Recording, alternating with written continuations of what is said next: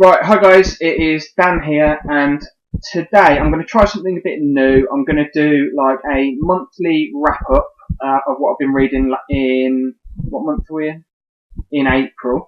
And then I'm going to combine that with a bit of a conservative TBR for May. I've probably undershot, but I'd rather do that and exceed it than feel pressure to meet it. Anyway, I've got a big pile of books to talk about, as you can see, so I'll crack straight on in. Now, in terms of physical books that I read in April, I've done reviews of all of these in more depth, so you can check them out if you want. First one is Nine Princes in Amber by Roger Zelazny. Now, the reason I picked this one up in the first place was because I just read the Farseer trilogy by Robin Hobb, and I thought that was fantastic. I really enjoyed the first-person fantasy type thing, so I looked online for some other first-person fantasies that I might not have heard about. This one came up on quite a few lists, so I decided to check it out. I saw it in a charity shop for about 50p the week after, so I picked it up.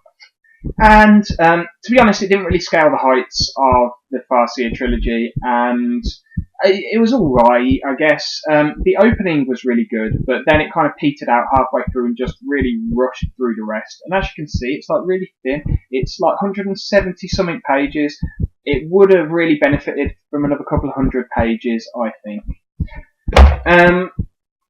Next up, I fancied a bit of a change from the fantasy, so I went for, and also from, I've been reading a lot of Anglo-Saxon historical fiction recently, so I wanted a bit of a different time period, so I went for some historical fiction set during the Crusades. This is set in 1291, the second siege of Acre, and it is Templars Acre by Michael Jecks. If you don't know, Acre is one of the cities in the Holy Land that was held by the Crusader kingdoms. This was okay. The setting was really good. He really knows his time period. I thought he portrayed the cultures and the time period very well. The thing that really sort of brought it down for me was the character relationships. They just didn't feel very earned. There was instant love and instant friendship without any substance behind it. So that's what kind of brought it down in my estimation a little bit. But, overall it was a pretty decent read. But I think Michael Jecks writes mystery novels, medieval mystery novels. So, and I'm not really too into mysteries, so I don't know whether I'll read any more of his stuff. The next book that I read in April was a continuation of the reread of the Last Kingdom series by Bernard Cornwell. This is book 7, The Pagan Lord, that I've got to so far. And, I love this series. It's set during the life of King Alfred the Great and of his children. So basically the creation of the Kingdom of England is what's going on in that time period. And it's a fantastic series. It's one of the absolute best historical fiction series out there. And, every book in it is great. Now, you don't necessarily need to start at the beginning. They're all kind of vaguely standalone. But I would recommend just starting at the beginning and reading through all, I think it was 11 or 12 so far. They're fantastic. Right. Then I read Darien by C.F. Iggulden. This is the first book in the Empire of Salt series. It's, like I say, it's another fantasy. And if you don't know, C.F. Iggulden is Con Iggulden, he's a historical fiction writer normally. He also writes some children's books. He's written some very good series on the life of Julius Caesar and on the Mongol Empire in particular. That was a great series. This is his first book in the fantasy genre, and it was a pretty solid effort, I've got to say. It's not breaking down any boundaries or anything like that. It's not like super original, but it's very well written, and there's some very good character work in it. It reminded me a lot of the First Law trilogy by Joe Abercrombie, which I'm actually going to be rereading pretty soon, or at least listening to it on audiobook anyway. So yeah, I'm quite happy to pick up the second book in this series. I think there's only 2 out so far, but solid book. Right, and the final physical book that I read this month was Sword of Destiny by Andrzej Sapkowski. This is a short story collection. It's the second short story collection in his Witcher series. I've so far read the 2 short story collections and the first 2 book in the 5 novel sort of series that makes up the main body of it. And this, for me, I've got mixed feelings about it. Right, the first 3 stories out of the 6 were a real slog, and I wasn't really getting into them. But then the last 3 stories, they really upped the quality and set up the sort of plot arc of the main series really well, set up the character relationships really well. The dialogue in them was fantastic, and he's got a lot of substance to it. There's a lot of thematic stuff going on that he does really well. Mixed feelings about that, but overall I think definitely worth a read.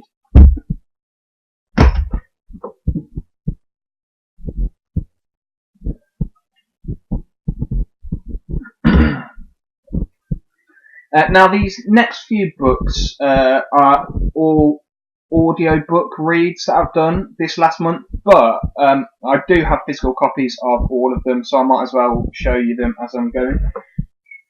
Now the first one needs no introduction, and that is A Game of Thrones by George R.R. Martin. Obviously the final season of Game of Thrones is upon us, and although I don't actually even own a telly, I am keeping up with it because I've been watching it from the start and I really like it. I read the books a few years ago, so this is a reread for me. In fact, all of the audiobooks that I've read this month are rereads. Really enjoyed it. Don't need to say too much about that. The next audio book that I listened to this month was Name of the Wind by Patrick Rothfuss. This is an epic fantasy, and it's another first-person fantasy, and it's done really well. The prose in this is absolutely brilliant. We follow the life story of this guy, Kvothe, who has done all kinds of stuff, but it's sort of set up to be a bit of a tragedy, but it's a trilogy. This is the first book, and if you're into this series, you'll know. But the third book, it's been like 7 or 8 years since the second book, maybe longer, and the third book is not out yet. So it's set up to be a tragedy, but who knows? The writing in this is absolutely fantastic. I think Patrick Rothfuss has got possibly the nicest, most flowing sort of writing style in the fantasy genre, in my opinion. And the next audiobook that I listened to was the second book in that series, which is called The Kingkiller Chronicles, by the way. I'm not sure if I mentioned that. And that is The Wise Man's Fear. And as you can see, this is an absolute beast of a book. I mean, the first one is big, but this one is... more of the same, but really enjoyed it. The audiobook, the narrator for both of them is the same. I can't remember his name, but I wasn't really liking his accent. It lacked a bit of the gravitas that the prose needed. But actually, by the end of Name of the Wind and going through this book, it kind of grown on me a bit, so I got into it a bit more. I did audiobook vlogs on like a bunch of these, so you can, if you want, you can have a look at the audiobook vlogs. I'll tell you what I'll do. I'll put links to all of the videos that I've done about these books in the description. That would make sense. That's what it's for. The next audiobook that I listened to this month, in the month of April, was The Red Knight by Miles Cameron. This is another epic fantasy. It's the first book in the Traitor's Son cycle, which has got 5 books in it, all of which have been released. I think this was released in 2012, something like that. Now, Miles Cameron, you may know him if you like ancient Greek or 100 Years' War periods, historical fiction, as Christian Cameron, right? He is a really top historical fiction writer. In fact, I think alongside Bernard Cornwell, he is probably my favourite historical fiction writer. And this was his first effort in fantasy, much like with Iggulden and Darien that I mentioned earlier. But this is far more than a solid piece of work. This is absolutely it's one of my top 5 fantasy series of all time. It is fantastic. The character work is brilliant. It's got quite an original magic system. The world building is brilliant and very original. And the main conflict in the series is really nuanced, and all the characters are so three-dimensional and fleshed out, and there's no black and white in this. Everyone's in that sort of grey area, sort of morally, you know what I mean? There's not really good guys and bad guys, there's just everybody fighting for survival. It's a brilliant series. I think very highly underrated. If you're into epic fantasy, then this is a series to check out. And all his battle scenes are the best in the fantasy genre. I'll tell you that right off the bat. He's a military veteran. He's got a degree in something to do with military, and he knows his stuff when it comes to battle scenes. Right, the last audiobook that I read this month is Children of Húrin by J.R.R. Tolkien, and this, by the way, the narrator for that Red Knight book, Matthew Wolfe, a really good narrator as well, but the best narrator of an audiobook that I listened to this month was Christopher Lee, who was doing The Children of Húrin. He is just brilliant. I could listen to him all day, and in fact I did at one point. But yeah, this is set in the Middle Earth, Lord of the Rings world. It's just providing a bit more lore to that world, basically. It tells the story of mainly focusing on this one guy, Turin, who is the son of the titular Húrin. And it's a tragedy. His family is cursed by the Dark Lord Morgoth, who's the guy that preceded Sauron as the Dark Lord. And yeah, it's a tragedy following all the ways that curse affects Turin and his family. But it's not going to be for everyone. You know, if you're not really into Middle Earth, I wouldn't recommend reading this. But if you do like the Tolkien stuff, then obviously you'll want to read it. Don't need to say much more about that. Right, now, what I'm currently reading is some more Anglo-Saxon historical fiction, and this is the first book in the Bernicia Chronicles by Matthew Harpy. It's called The Serpent's Sword. This is a reread, but I'm rereading it because I've recently purchased the second and third books, and it's been a while since I read it, so I wanted to give the first one a reread before I jumped into the second and third ones. I really enjoyed it the first time I read it. It's set during the early Anglo-Saxon age. This is a period that I'm personally very interested in. So, you know, that ticks a big box for me. But the writing style is good. The historical accuracy is good. The characters are good. Their motivations are good. So, yeah, overall, you know, I'm 50 pages in, but like I say, it's a reread. This is another historical fiction book I would definitely recommend, especially if you're into the Anglo-Saxons like I am. And what I am currently listening to on audiobook is the second book in A Song of Ice and Fire, A Clash of Kings. I'm fully jumping on the Game of Thrones bandwagon, and I'm going to try and listen to all these audiobooks over the next sort of couple of months, I guess, while the series is going on. Yeah, don't need to say much about these though. Right, now I'm just going to go quickly through some of the books that I'm planning to read in this next month, and I'll go through the books that I'm going to read in physical form first, and these will all definitely have reviews of them put up when I get around to reading them, so you can keep your eye out for them if you want.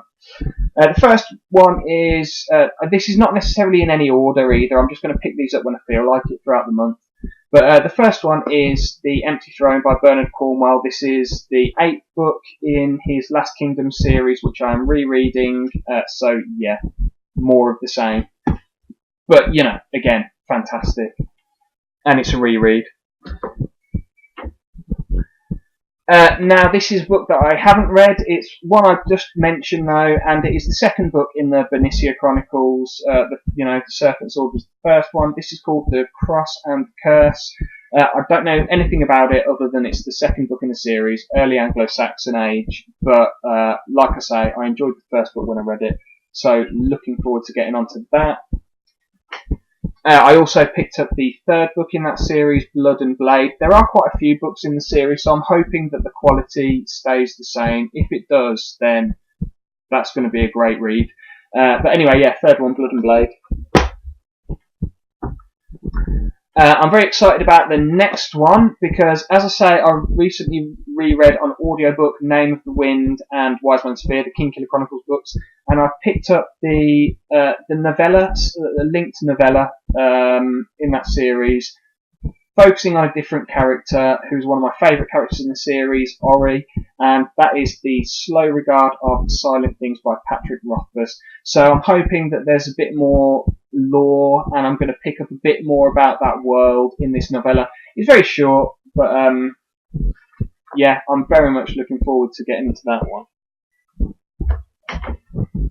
Now, that's the physical books on TBR, on my planned TBR. I'll probably end up reading more than that, but I didn't want to put loads on and not get round to them, you know. But now I've got, in terms of audiobooks, once I've finished Clash of Kings, which I've only just started, so that's going to take a bit of time, I want to get on to, I've got the audiobooks for the first Law trilogy by Joe Abercrombie, which is what this is, the first book, The Blade itself here. And this is some kind of grim, dark fantasy, and it is some of the best character work that I've seen in a fantasy series. Yeah, really, really good stuff. So I'm looking forward to getting onto that. I read it last year, I want to say, the whole First Law trilogy. But yeah, really enjoyed it, and I'm looking forward to giving that a reread. And then the final thing on my audiobook TBR is, yeah, a bit more Game of Thrones, Storm of Swords, so that's the third book. It's just carrying on with that series, so yeah. Now, I'm definitely going to review all of the physical books that I read. I'm going to carry on doing that. I'm not going to carry on doing an audiobook vlog for every audiobook because it's just too much. I don't have time to do all that editing. But I do quite enjoy making them, so I'm just going to... I don't know whether I'll combine them into just vlogs that I cover a bunch of books, or I might just do vlogs about like every second or third book or something. I'll see what I feel about that. But yeah, I don't know if that was interesting to anyone, but this is a good way for me to kind of just keep track of what I'm doing with my reading and how much I'm getting through. So yeah, I hope you enjoyed that, and look forward to reviews on them. And like I say, I'll leave links to all the reviews that I've done this month in the and the audiobook blogs as well, probably in the description. Ta-ra.